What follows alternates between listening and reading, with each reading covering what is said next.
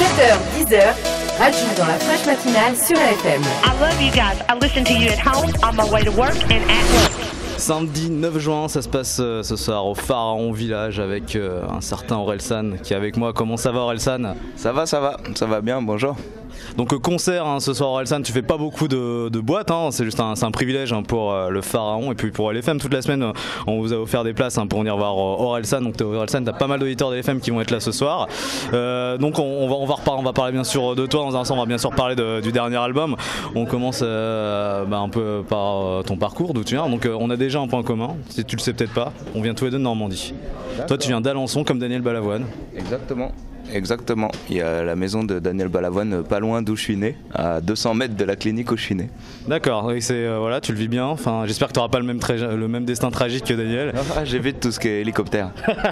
Ouais, tu m'étonnes, on a un deuxième point commun, on est tous les deux, là tu vas, à mon avis tu vas rire jaune, on est tous les deux supporters du Stade Malherbe. Forcément, là ça jette un froid, je parle du Stade Malherbe, ça jette un froid, on vient de descendre en Ligue 2.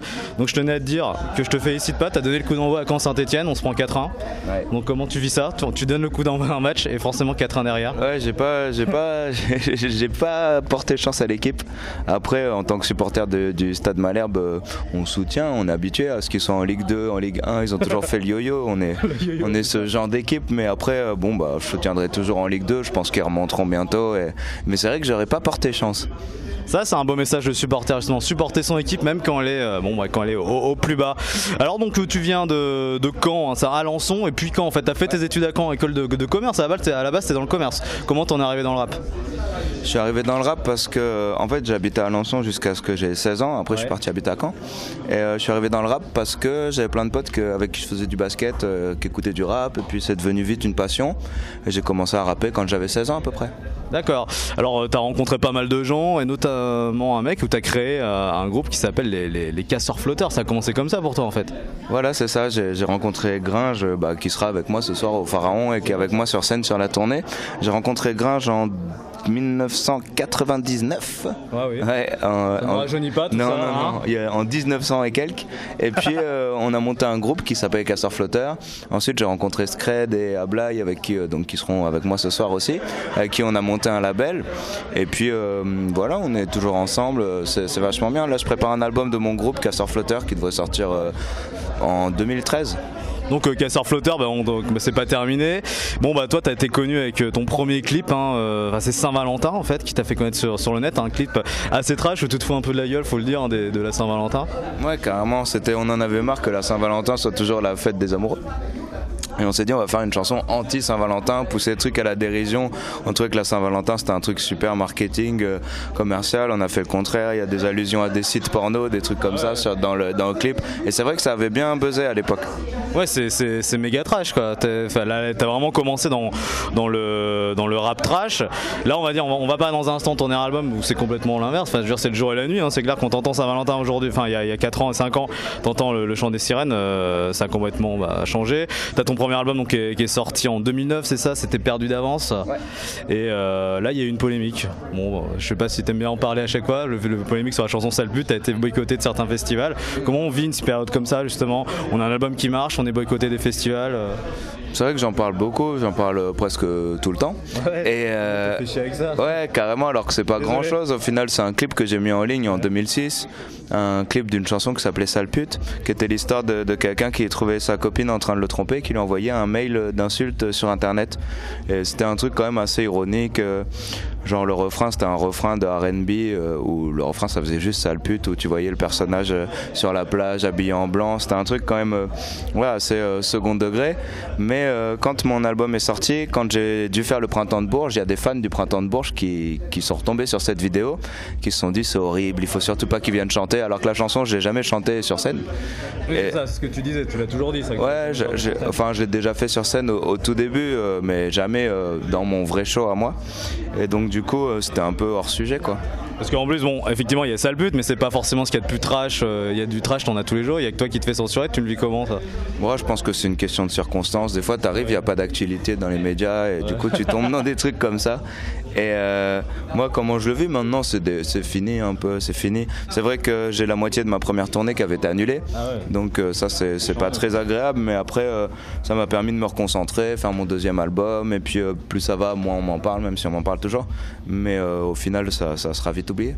Et donc 2009 c'est l'année de l'album, mais c'est l'année aussi où tu as commencé à être médiatisé. Tu étais connu à Caen, donc on en parlait, je suis originaire de Caen, donc forcément je t'en parlais tout à l'heure, on a des amis en commun, tout le monde commençait à parler d'Orelsan à Caen.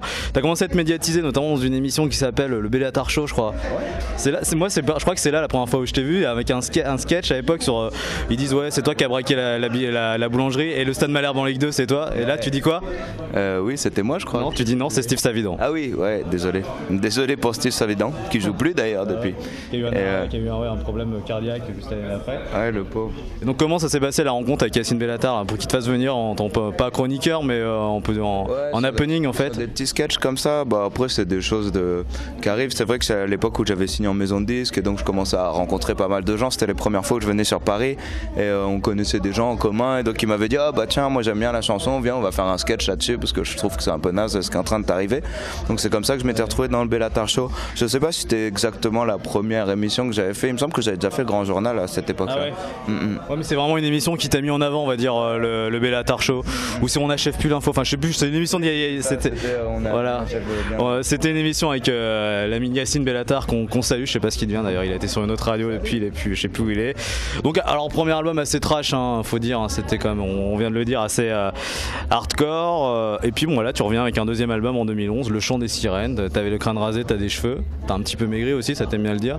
Je t'ai vu l'autre jour chez Coé, t'as dit que t'avais fait un régime, il t'a proposé un truc complètement new look. T'as un album comment on peut le caractériser cet album maintenant?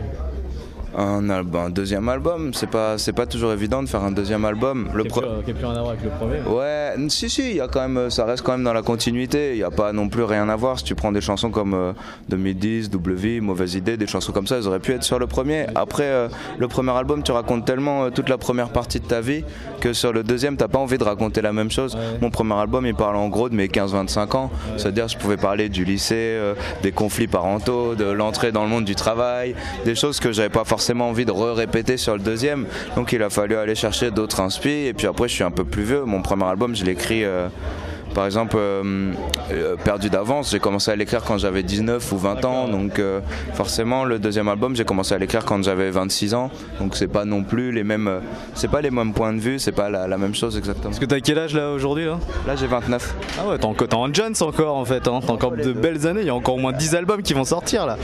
Mais non, mais moi je parlais de différent musicalement, je veux dire t'as de la dub maintenant, t'as un peu, pas de la techno, j'ai pas envie de dire ce mot là, mais t'as changé un peu le style musical quoi. J'ai pas l'impression d'avoir vraiment changé. Quand je mettais des sons sur mon MySpace en 2006, je rappais déjà sur des sons un peu drum and bass, ou quand j'ai fait une chanson comme sur RAT, c'était assez électro pour l'époque.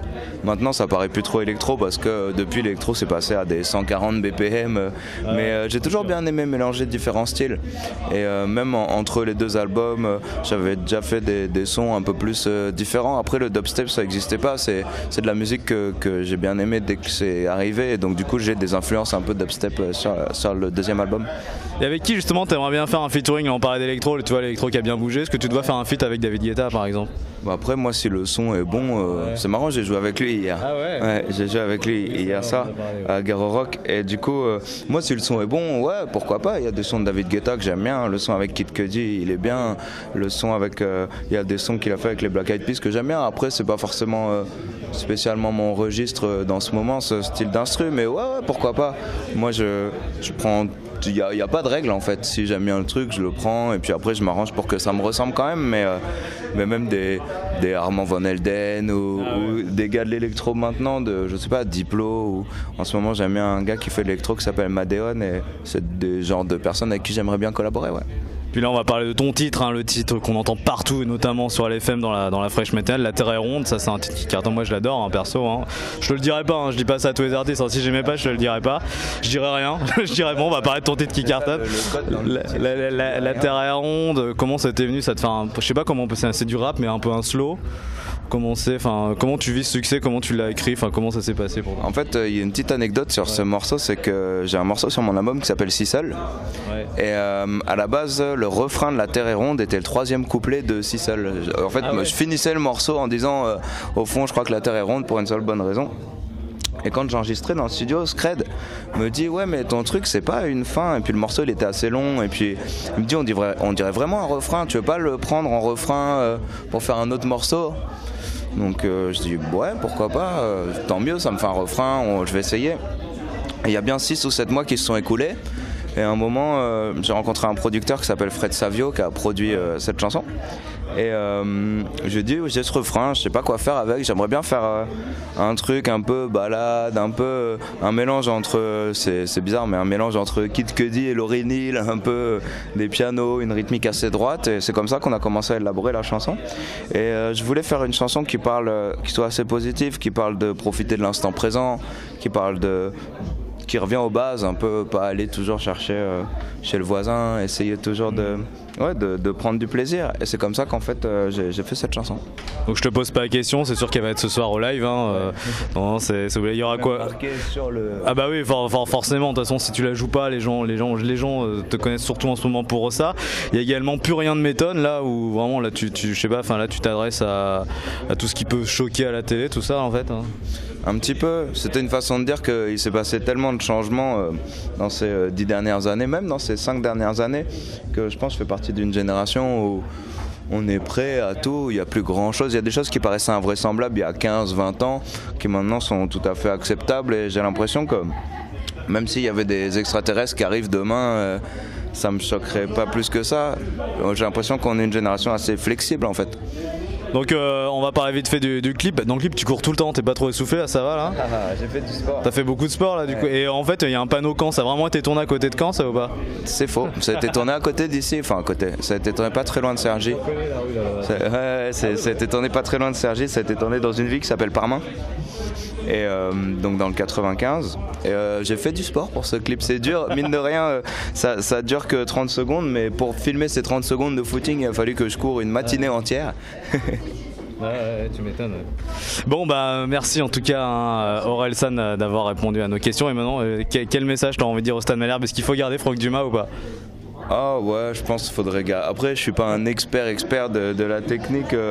Franck Dumas, c'est presque la mascotte du stade. Franck Dumas, c'est une légende au Stade Malherbe, c'est un des piliers.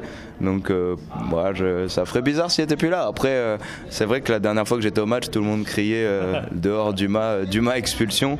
Je suis pas assez calé. Moi, je l'aime bien. J'avais un poster de Franck Dumas dans mon appart. C'était Orelsan dans la fraîche matinale. Son album s'appelle Le Chant des Sirènes. Merci Orelsan. Merci. 7h, 10h, Radio dans la fraîche matinale sur LFM. I love you guys. I listen to you at home, on my way to work, and at work.